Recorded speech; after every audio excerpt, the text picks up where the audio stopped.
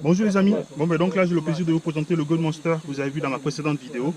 Donc là on est dans la jungle, on va être sur les terrains minéralisés, donc du coup vu qu'on fonctionne dans un mode entièrement automatique au niveau des effets de sol, ça va permettre de voir comment il se comporte. Donc c'est un appareil qui est en 3 parties, ici c'est juste vissable, on dévisse là, il est entièrement démontable. Pour l'allumer c'est là comme je vous ai montré précédemment, il faut le laisser en l'air 10 secondes. Et donc là on a les boutons de sensibilité. Là on est au full, donc sensibilité maximum, automatique bien sûr quand on a le rond là, donc là on a en manuel quand on est comme ça. Ce que je vais faire, moi je vais le laisser en automatique, c'est toujours mieux, il se calibre automatiquement en fonction du type de terrain, donc je vais le laisser en automatique pour l'expédition.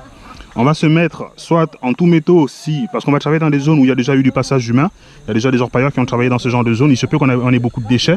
Donc si on a beaucoup de déchets, je vais mettre en mode discret, comme ça s'il n'y a pas beaucoup de déchets, je vais le mettre en mode tout métaux profond. Le volume, ça dépend de la bruyance qu'on a autour. Donc il est très simple d'utilisation, on n'a pas réglé les effets de sol.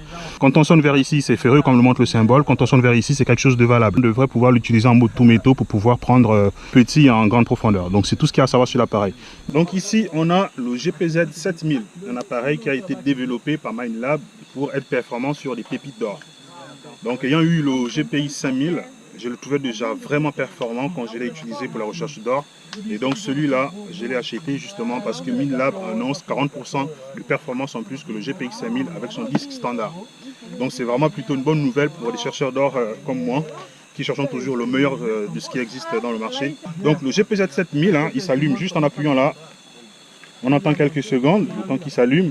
Donc là, on est allumé, l'écran est un peu flou, donc on peut régler la luminosité. Moi, je vais détecter avec la luminosité la plus basse pour économiser de l'énergie. Donc on navigue dans les menus, je vais juste augmenter la luminosité pour que vous puissiez voir l'écran. Je ne suis pas bon, je ne vois pas où je suis. Voilà, là. Donc on va augmenter la luminosité, vous verrez normalement bien l'écran. Voilà, donc là on est sur l'écran d'accueil du GPZ. On a son module sans fil là pour que vous puissiez entendre, je vais le mettre en route. Donc là je ne vais pas faire les réglages maintenant parce que voilà, ça sert à rien, je vais le faire sur le terrain. Je voulais juste vous montrer les menus. Donc ici, sur le GPZ 7000, donc on a différents modes, on a 3 modes de détection et 3 types de terrains minéralisés. Ici on a le Gold Mode, donc c'est le mode de recherche. Là je l'ai laissé en anglais mais il peut se mettre en français au niveau du menu. Donc en rentrant à l'intérieur, on a 3 modes de détection. Donc on a un mode Hide là, qui est destiné pour chercher des petites pépites d'or. On a le mode général qui prend des pépites moyennes à de grosses pépites à une profondeur correcte. Et Extra Deep pour prendre des grosses pépites à des grandes profondeurs. Donc je vais commencer certainement en général pour essayer de couvrir les petites pépites et les grosses pépites. Donc je vais déjà le laisser en général. Ensuite on a la minéralisation, le type de terrain. Ici si on est sur une minéralisation moyenne, on n'est pas vraiment la minéralisation qu'on a en Australie, les terres, le gravier bien rouge. Donc pour le grand type, je vais me mettre sur normal, je vais laisser normal. Je vais voir comment il se comporte. Si jamais j'ai des interférences sur les cailloux, j'ai sonne sur les cailloux, je vais le mettre en difficult. Je vais le laisser en normal pour le moment, ça me fera gagner en puissance. Donc je vais le laisser là. Et puis tout à l'heure, on va régler les interférences. Pour régler le noise cancel, c'est régler les interférences vu qu'on aura d'autres détecteurs autour.